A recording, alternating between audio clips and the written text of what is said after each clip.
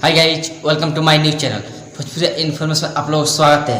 आज आरती न्यूज वाले सभी भोजपुरी स्टारों को वाट लगा दी, जो कि एक गाना आया हुआ है आरती न्यूज की तरफ से, जो कि कुछ दिन पहले रिपोर्टिंग टाइम में आरती न्यूज वाले राकेश मिश्रा के इंटरव्यू लेने से परमिशन बिना लेने ही अंदर घुस गए थे। उसी गाने के आज उसी पर एक गाना आया हुआ है आरती न्यूज के, जो कि इसमें टैटू गर्ल है सौम्या पोखरेल, जो अभी तो पावर स्टार पवन सिंह के फैन है। पहले कुछ दिन पहले ये खेसारी लाल के फैन हुआ करती थी। आप लोग बता दें गाने में इन्हीं का इफेक्ट में यही है। अब गाना इतना लाजवाब है कि पवन सिंह के बाद कोई हेलीकॉप्टर लाया है एल्बम में, तो वो है आरती न्यूज वाला, जो कि आप ये वीडियो कुछ देख सकते हैं कुछ सेकेंड की।